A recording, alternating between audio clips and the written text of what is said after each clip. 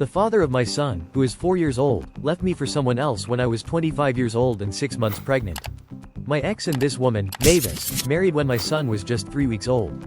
They demanded she come to his visits with our son, and I refused. My reason? They argued that he needed to get to know his mom as well as his dad, and they claimed she was definitely his mom now, being married and everything. I never stopped him from seeing our son, but I didn't allow her anywhere near my home. Our son was 10 months old before my ex could take him out for visitation. By that time, I could do nothing about her being there, but at least she wasn't calling herself my son's mom in my home. She joined my ex every time he dropped our son home with me and would try to start a fight because I wouldn't let her hold him to say goodbye once my ex handed our son to me. She would get mad that I refused to let her spend time alone with our son as well. My ex was awarded every other weekend visitation when our son was 18 months old.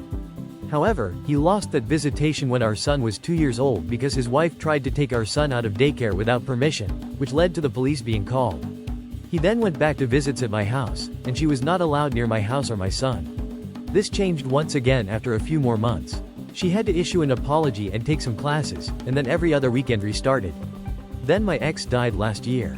My son was with me at the time, so there was no fight to get him back, and I think she would have tried to keep my son if my ex had died during his visitation weekends. Mavis then tried to sue me for shared custody as his other parent. That case was thrown out because she was not a legal parent and had no parental rights to my son. Instead, she attempted to sue for visitation, and unfortunately, that went to court. It took a few months and we had 2 dates before the judge in order to get a ruling. Eventually, she was denied visitation.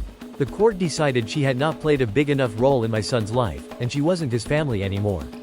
I was relieved. Mavis was screaming about appeals as we left court. She tried to confront me a week after the court ruling, and I was feeling so done with her behavior that I taunted her.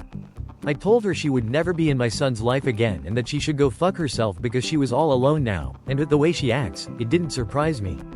She started screaming after me, but I kept going. It was only afterward that I wondered if it was unfair because she did lose my ex, and she might have felt some genuine care for my son. I do not know. I think she might just be unhinged. But maybe I was still an asshole. AITA? Now let's hear what other Redditors had to say about this situation. Many people echoed the sentiment that the poster was not in the wrong. One commenter said, "If she keeps contacting you, keep track of everything for a paper trail as you may need to get a restraining order against her. Also, double and triple check that daycare and/or school knows she is not allowed to take him. They probably already know this, but it sounds like she may try regardless. Hopefully your little man is doing alright after losing his father." Another commenter added, "She wanted your child for her own, and it looks like given the option, she would try to steal him anyway. Be very aware and protect him and you." Others had a very different perspective. One person noted, "My initial response was going to be YTA, for the fact that you taunted someone after their spouse died. But after hearing the details on why, I can't argue against it. She went out of her way to cause you hurt, undermine your parentage, and stir things up, effectively trying to replace you." In the end, people sympathized with the OP's situation.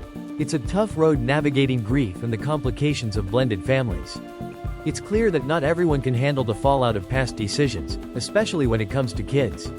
Honestly, it seems that some people could turn drama into a full-time job. But what do you think? Was the op right or wrong here? Let me know in the comments.